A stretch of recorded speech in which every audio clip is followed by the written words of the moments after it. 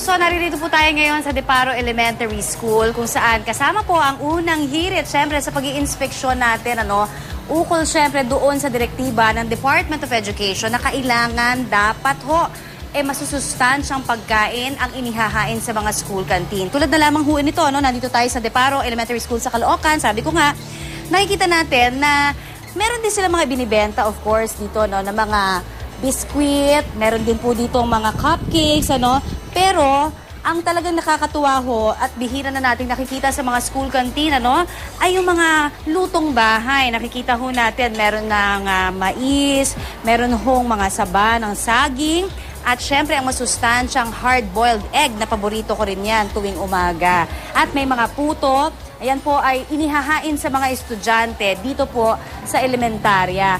At ito syempre, napaka-importante talaga na syempre bukod sa masustansya, dapat malinis din po yung ating kapaligiran sa school canteen, lalong-lalo na yung pinaglulutuan. Kaya naman dito makikita natin, pasok tayo dito, Ayan.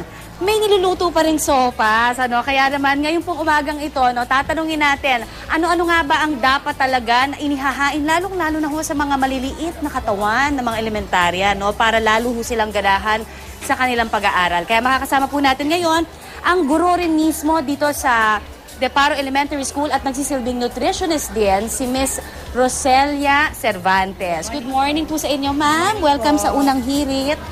Kami pala dapat ang welcome dito. Morning, ma'am. So, ito niluluto natin ngayon ang napakasarap at mabangong sopas. Ano ba ang dapat isinasaalang-alang sa pagbibenta po sa kantin, lalong-lalo na yung mga bata ang sinoserve natin? Usually kasi ang niluluto namin dito ay mga one-dish meal. Okay. Lomi, sopas, miswa, kasi meron ng carbohydrates, protein, at saka beta-carotene para sa kanilang energy, pampalakas, pampatangkad, at saka sa kanilang skin. So talagang dapat kumpleto. Rekado, sika nga. So may sampurado pa rin, mabigat meron sa katawan. Di ba pagka kinain mo, masarap yan, yes, mainit, carbohydrates. Carbohydrates. Ayan, nakikita natin, ito talaga ay sineserve natin dito. May meal ba kayong sinusundan?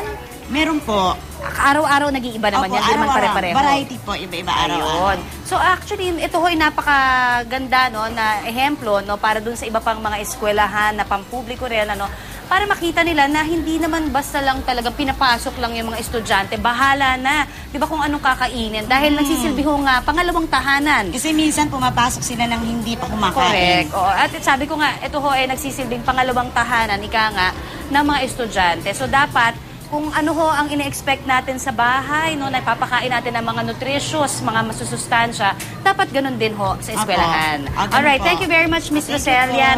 Ngayon naman, eto na, kailangan sabi ko nga, dapat bukod sa masustansyang pagkain, malinis ang kapaligiran. Kaya ngayong umagang ito, makakasama din natin ang sanitary inspector dito sa Caloocan na si Mr. Emmanuel Cube. Good morning, sir! Morning! Ayan, sir, teka. Saan ba tayo harap? Dito tayo. Sir, alam nyo, napakaganda kasi pagdating ko pa lang, ang first impression ko sa eskwelahan ay napaka-homey, Maganda, malinis, Kahit na simple, importante malinis, Opo.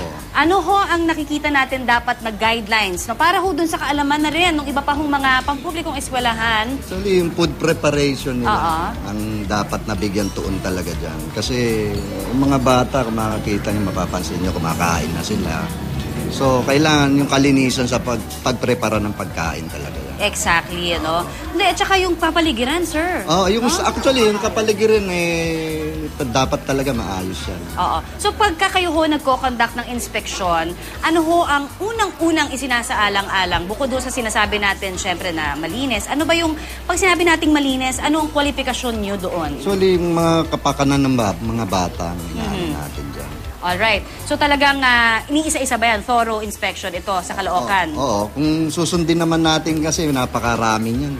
Napakarami pero dapat. Dapat diba, sir? talaga. Alright. Maraming salamat po sa inyo, Mr. Cube.